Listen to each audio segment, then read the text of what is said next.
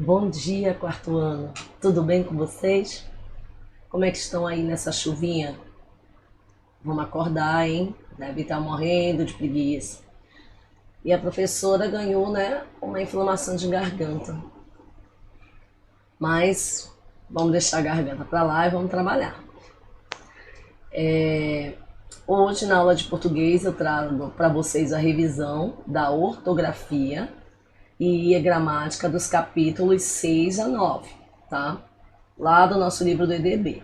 Então, no nosso roteiro, né? Peguem o roteiro de vocês aí, que eu vou pegar o meu. No nosso roteiro, ele traz como objetivos desenvolver a habilidade de leitura a partir de orientações sobre pontuação e entonação, identificar e classificar os pronomes demonstrativos, regras de concordância entre substantivos, adjetivos e artigos, aposto e vocativo, e identificar as palavras terminadas em agem, oso, esa e o plural de ão. E também vamos compreender as regras do uso da vírgula. As atividades, a atividade que nós vamos trabalhar é uma atividade em PDF, né, que eu vou enviar para vocês. E o conteúdo dessa atividade está abrangendo as páginas 112 a 169, ou seja, a página 169 do livro de vocês de português, né? Vamos lá na nossa aula? Eu preparei um slide aqui para vocês, onde nesse slide eu vou estar dando algumas dicas e explicando melhor essa parte ortográfica que vocês já trabalharam, tá bom? Então vamos lá? Eu começo trazendo o pronome demonstrativo. O pronome demonstrativo é aquele que possibilita localizar o substantivo em relação às pessoas, ao tempo e à sua posição no interior de um discurso. Lembrando que substantivo é o nome que nós damos aos seres de um modo geral. Caderno, lápis, borracha, livro, enfim, né? E esse pronome, ele traz 3 formas segundo o grau de proximidade ou distância. Exemplo: o grau de proximidade imediata, eu vou usar as palavras-chave do pronome este, esta, este, estas. Quando a distância é pequena, eu vou usar esse, essa, esses, essas. E quando a distância é considerável, um pouco longe, né? Eu vou usar aquele, aquela, aqueles, aquela. E aí eu vou trazer alguns exemplos para vocês aqui abaixo. Por exemplo, quando eu digo este chapéu que estou usando é de couro, este está na primeira pessoa, né? E quando eu digo eu estou usando, quem está usando? Eu. Eu é o pronome, né, pessoal do singular. Esse ano está sendo cheio de surpresas. Está no presente, estou me referindo ao ano em que nós nos encontramos. Então eu uso a palavra-chave este. Esse, essa e isso são usados para que o que está próximo da pessoa com que se fala, né, para o passado recente ou para o futuro. Exemplo: esse chapéu que você está usando é de couro, né? Eu estou fazendo uma pergunta usando o pronome no presente. Outros exemplos: 2012, esse ano será envolvido em mistérios. Olha lá a palavra esse aparecendo. Em novembro de 2010, inauguramos a loja. Até esse mês, nada sabíamos sobre comércio. Olha lá, eu usei o termo até esse, né? Aquele, aquela e aquilo nós usamos para o que está distante da pessoa que fala e da pessoa com quem se fala e no tempo passado remoto. Exemplo: aquele chapéu que ele estava usando é de couro. Olha lá, aquele substituiu esse, né? Em 1974, eu tinha 15 anos. Naquela época, Londrina era uma cidade pequena, então eu usei naquela, né? Outros usos do pronome demonstrativo. Em uma citação oral ou escrita, nós usamos este, esta, isto, e para o que ainda vai ser dito ou escrito, né, nós utilizamos isso. E nós usamos esse, essa, isso para o que já foi dito ou escrito. Olha a dica. Aposto e vocativo é o termo usado para designar uma palavra ou expressão que é usada em uma frase para explicar o que se relaciona com o termo anterior, e ela tem a finalidade de esclarecer ou detalhar melhor esse tempo. Normalmente é colocado entre vírgulas após uma pausa pequena e em casos especiais pode ser assinalado por 2 pontos, o travessão ou parênteses. Vamos aos exemplos? Fernando Pessoa, vírgula, escritor português, vírgula, era apaixonado por poesia. Qual é o aposto aí? Escritor português. Olha lá, ele está entre as vírgulas e está esclarecendo o termo anterior. Exemplo, o escritor português é quem? Fernando Pessoa. E Fernando Pessoa era o quê? Escritor de português, né? Um escritor português. Ayrton Senna, piloto de Fórmula 1, morreu em um acidente. Quem é o meu aposto aí? Piloto de Fórmula 1. Está entre vírgulas. E ele está fazendo menção a quem? Ao Ayrton Senna. A vocês só desejo uma coisa. 2 pontos, muita paz. Quem é o meu aposto? Muita paz. E ele vem precedido, né, assinalado por 2 pontos. Foram elas as meninas que organizaram o evento. Quem é que está entre as vírgulas? As meninas, né? Bem bacana esse exemplo aí, para vocês compreenderem.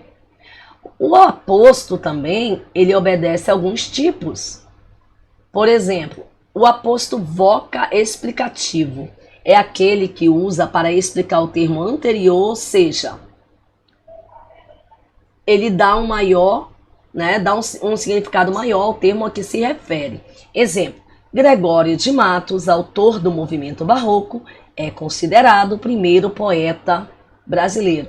Olha lá o elo que está ligando o aposto, autor do movimento barroco, o que ele é? Quem era ele? Gregório de Matos. E o que falavam sobre ele? Que ele era o primeiro poeta brasileiro, ok? Outro exemplo, Pedro, que é um dos meus melhores amigos, obteve nota máxima na prova de matemática. O aposto enumerativo, ele vai desempenhar um papel de enumerar as partes que constituem o termo a que se refere. Ele pode ser separado por vírgula, travessão ou 2 pontos. Exemplo, na sala, vírgula, éramos 3 amigos, eu, Pedro e Ricardo. Quem é o aposto aí? Eu, Pedro e Ricardo. Está fazendo jus a quem? A nós 3. Aposto resumidor. Ele resume por meio de um pronome tudo aquilo que foi anteriormente expresso pelo termo principal, ou seja, aquilo a que o aposto se refere. Exemplo, carinho, atenção, mimos, brincadeiras, tudo isso me deixava encantado. Então, a expressão aqui e o pronome tudo, ele se classifica como indefinido, ok? Nós temos também um aposto distributivo, que ele é aplicado em uma frase para distribuir características de dois sujeitos a que compõem. Exemplo, o pai e a mãe trabalham para sustentar os filhos. Aquele na área de informática e esta na área de engenharia. Quando ele fala aquele na área de informática e esta na área de engenharia, ela está se referindo a quem? Ao pai e à mãe, né? O aposto especificador, ele é usado para denominar o ser, especificá-lo e individualizá-lo. Exemplo, o mês de setembro marca o fim do inverno. Eu estou falando de quem? Do setembro. E ele é o quê? Um mês. A poetisa Cecília Meirelles pertenceu ao modernismo. Olha lá, nesse tipo de aposto não há pontuação, ok? Vocativo, o que é isso? É a função sintática que corresponde a uma invocação, a um chamamento, né? Muitas vezes ele vem acompanhado por uma entonação exclamativa ou apelativa. Ele geralmente é separado por vírgulas, mas pode aparecer também com sinal de exclamação, interrogação e outros. Exemplo, João, volte já aqui. Então, eu fiz um chamamento. Quem é meu vocativo? João. Ei, João! Ok? E ele está identificado por exclamação. Maria, preciso falar com você. Olha lá. É uma invocação, eu estou invocando a presença de Maria. Ok? Dando continuidade, eu trago para vocês a concordância nominal, né? A concordância nominal, ela tem uma regra. Ela diz que o artigo, o pronome, o numeral e o adjetivo devem concordar em gênero e número com o substantivo ao qual se refere. Exemplo: os nossos 2 brinquedos preferidos estão quebrados. Eu vou usar o artigo os, né, para fazer ligação ao pronome nossos, que está interligando a palavra 2, que é um numeral. E como ele está no plural, subsequentemente, os outros devem também estar no plural, né? Obedecendo uma ordem do substantivo quando ele é masculino e masculina, como eu já expliquei para vocês, né? Por exemplo, não existe a caderno, eu só posso dizer o caderno. Não existe o mochila, né? Mochila é uma palavra feminina, um substantivo feminino, e eu tenho que agregar um artigo feminino, a mochila, beleza? E o adjetivo é aquele que vai dar qualidade, né? Eu estou dizendo que os meus brinquedos são os preferidos. Não é qualquer brinquedo, é os meus preferidos. E como brinquedo é um substantivo masculino, preferidos também vai ter que estar no masculino.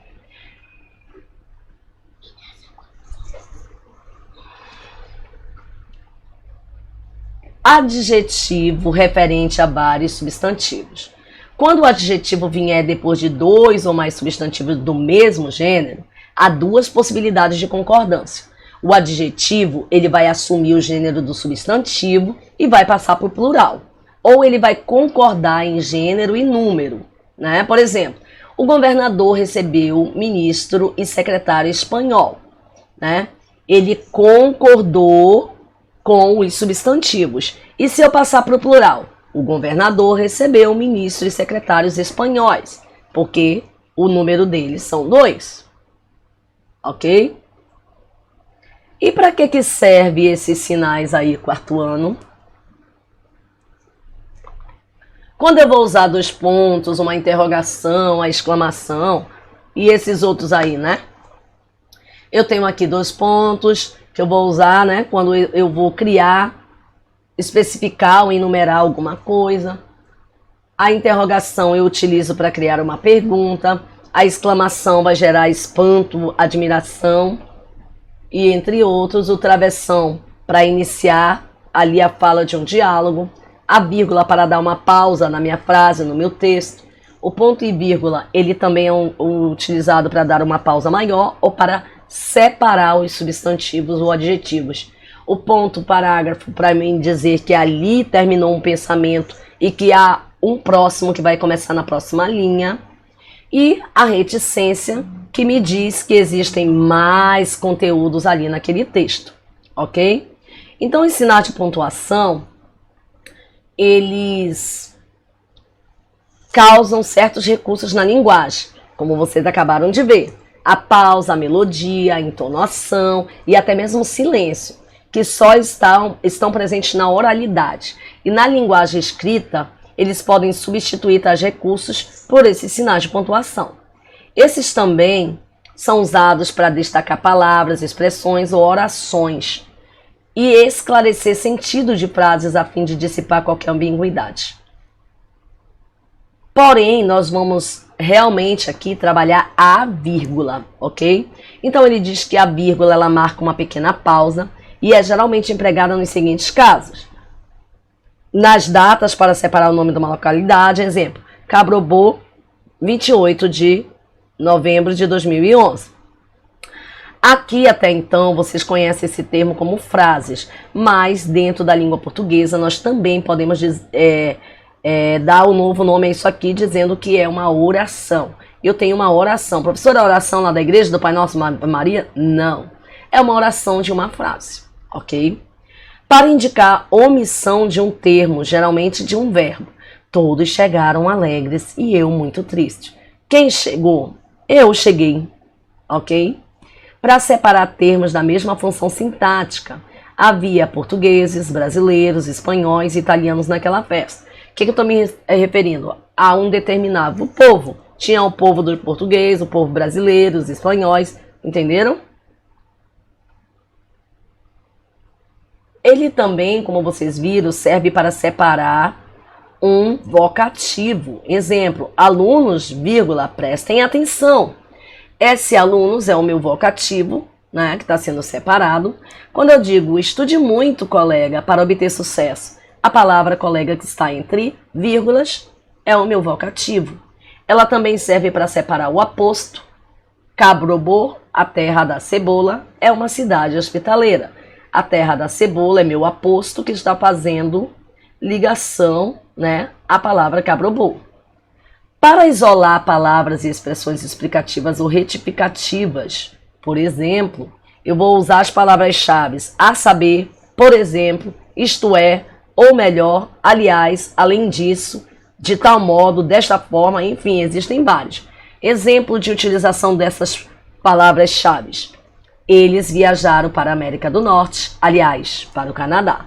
Olha lá, usamos o termo aliás. E a regra da utilização do ão no plural, né? Ele me mostra aí. Como é que eu vou usar isso aí? Exemplo. Se a palavra termina em ão no plural, ela vai passar para ãos. Exemplo. Mão está no singular, no plural ela vai ficar mãos. A palavra cão está no singular, no plural ela vai ficar cães. Avião está no singular, ela vai passar como aviões. Ok? E aí, ele traz a nossa atividade, como vocês podem ver aí, ao qual vocês vão ler esse pequeno texto e vão interpretar as perguntas que vão até o número 4, aliás, até o número 5. Depois vocês vão preencher as lacunas e ver quais desses aqui que melhor se adequa daqui dentro, ok? Vai marcar o X. Vão destacar o aposto na oração e aqui você vai apontar o vocativo. Na questão 8, você vai pesquisar e escrever 5 palavras com cada uma dessas aqui, dessas terminações.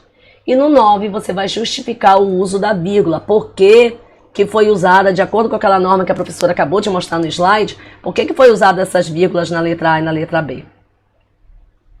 E é isso, nossa aula de revisão de hoje. Espero que eu tenha tirado as dúvidas de vocês. Beijo e até a próxima.